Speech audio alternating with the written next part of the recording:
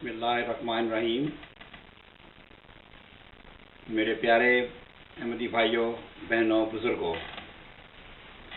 السلام علیکم ورحمۃ اللہ وبرکاتہ۔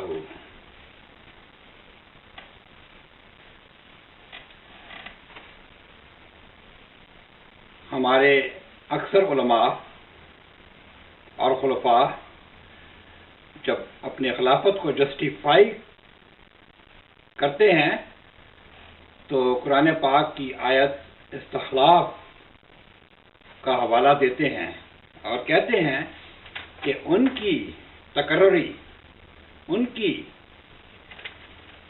خلافت آیت استخلاف کے مطابق ہوئی ہے۔ میں آپ کے سامنے آیت استخلاف کا ترجمہ پیش کرتا ہوں۔ اللہ تعالیٰ نے مومنوں سے اور مناسب حال عمل کرنے والوں سے وعدہ فرمایا ہے کہ وہ ان کو زمین میں خلیفہ بنا دے گا، جس طرح ان سے پہلے لوگوں کو خلیفہ بنا دیا تھا، اور جو دین اس نے ان کے لیے پسند کیا ہے وہ ان کے لیے اسے مضبوطی سے قائم کرے گا، اور ان کی خوف کی حالت کے بعد ان کے امن کی حالت میں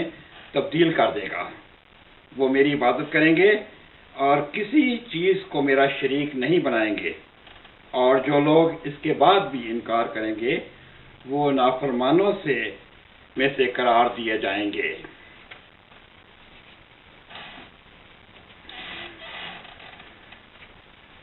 یہ آیت استخلاف جب سے ہمارے وہ خلفاء جو خاندان مسیح موعود علیہ الصلوۃ والسلام سے ہوئے ہیں، خصوصاً خلیفہ ثانی، خلیفہ ثالث، خلیفہ رابع اور خلیفہ خامس، اپنی خلافت کو اس آیت کے مصداق سمجھتے ہیں۔ میں نے جہاں تک تاریخ کا مطالعہ کیا ہے یا جہاں تک دوسرے علماء سے، دوسرے مسلمانوں کے علماء سے پوچھا ہے، تو انہوں نے مجھے یہی بتایا ہے کہ خلفائے راشدین میں سے نہ ہی حضرت ابو بکر صدیق رضی اللہ عنہ، نہ ہی حضرت عمر رضی اللہ عنہ، نہ حضرت عثمان رضی اللہ عنہ،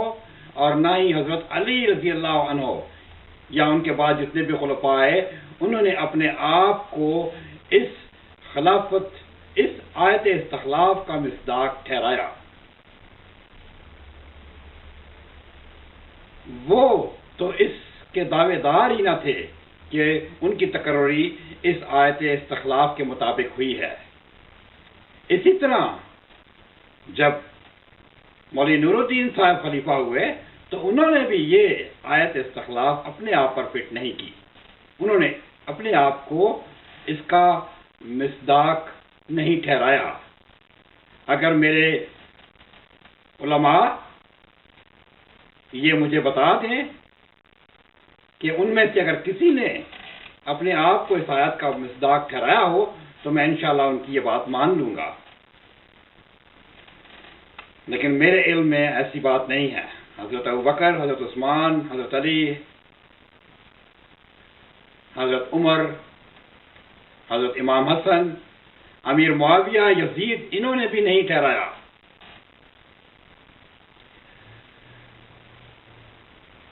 خلیفہ اول کے زمانے میں،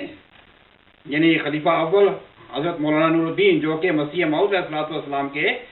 ایک لغوی معنی میں خلیفہ تھے، وہ ہوئے تو اس زمانے میں بھی لوگوں کا یہ اعتقاد تھا کہ مولانا نور الدین یہ کوئی شخصی خلیفہ نہیں ہے، یہ تو انجمن کے منتخب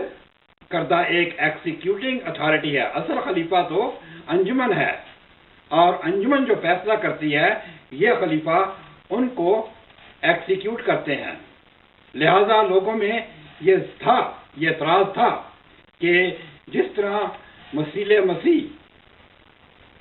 مسیح اسرائیلی کا کوئی خلیفہ نہیں تھا، اسی طرح مسیح کا بھی کوئی خلیفہ نہیں ہونا چاہیے۔ اس بات کا اقرار خلیفہ ثانی نے اپنی تقریر 27 دسمبر 1914 میں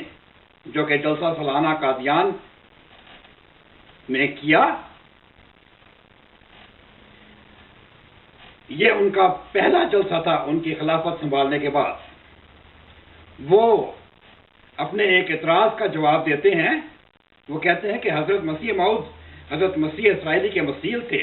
اس لیے ان کے خلفاء بھی ایسے ہی ہونا چاہیے جیسے کہ مسیح اسرائیلی کے ہوئے، لیکن چونکہ حضرت مسیح اسرائیلی کے بعد خلافت کا سلسلہ ثابت نہیں ہوتا،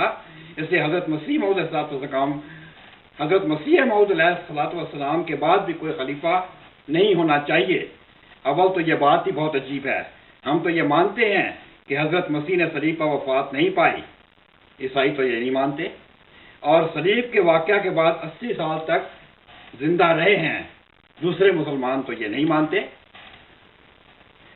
وہ تو کہتے ہیں کہ وہ صلیب کے واقعہ کے بعد ان کو آسمان پر زندہ اٹھا دیا گیا، لیکن انجیل جس سے ان کے بعد کی خلافت کا سلسلہ نہیں نکلتا، تو وہ ان کی صلیب کے واقعہ تک کے حالات زندگی کی تاریخ ہے۔ بس اس سے خلافت کا کس طرح پتہ لگ سکتا ہے؟ یہ تو ویسی ہی بات ہے کہ کوئی شخص حضرت مسیح موعود علیہ السلام کی کتاب براہین احمدیہ پیش کر کے کہے اس میں تو خلافت کا کوئی ذکر نہیں، اور نہ ہی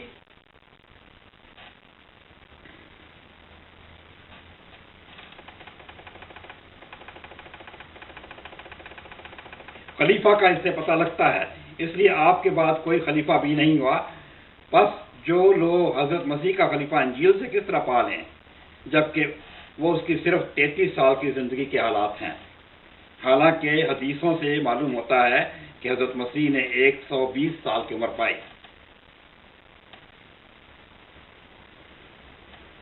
تو جب 33 سال انجیلی زندگی کے بعد حضرت مسیح زندہ رہے ہیں تو ان کے خلفاء کا پتہ انجیل سے کس طرح پتہ لگے؟ اگر کوئی یہ کہے کہ حضرت مسیح کے 120 برس کی عمر میں مرنے کے بعد بھی تو کسی خلیفہ کا پتہ ہی نہیں چلتا، اس کے لیے ہم کہتے ہیں کہ تم حضرت مسیح کی 30 سالہ زندگی کے حالات ہمیں بتا دو تو ہم ان کے خلیفے تمہیں نکال دیں گے۔ یعنی لوگوں کا یہ اعتقاد تھا کہ مسیح ناصری کا کوئی خلیفہ نہیں تھا، تو مسیح موعود کا خلیفہ کس طرح ہونا چاہیے؟ جب یہ خلیفے کی بات ہوتی ہے تو شخصی خلافت کی بات ہو رہی ہے، یعنی جس طرح مسیح ناصری نے اپنا کسی ایک شخص کو خلیفہ مقرر نہیں کیا، اسی طرح مسیح محمدی نے اپنا کسی ایک شخص کو خلیفہ مقرر نہیں کیا، بلکہ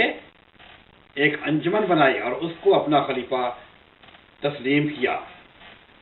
مسیح موعود کی وفات کے بعد اس انجمن نے جماعت کے کاروبار کو سنبھال لیا، لیکن خلیفہ اول کی وفات کے بعد یہ خلافت کا جھگڑا چل نکلا اور ایک شخص یعنی مرزا بشیر الدین محمود احمد ایک شخصی خلیفہ مطلق العنان خلیفہ بن بیٹھا۔ میرا خیال ہے کہ میں یہیں پر ختم کروں گا۔ آپ لوگ سمجھدار ہیں، آپ ہمیشہ سوچ سمجھ کے فیصلہ کریں، ایسا نہ ہو کہ آپ کوئی ایک غلط فیصلہ، کوئی ایک غلط فتویٰ کی وجہ سے آپ اللہ تعالیٰ کے نظر میں مجرم بننے والے ہوں۔ اجازت چاہتا ہوں، والسلام۔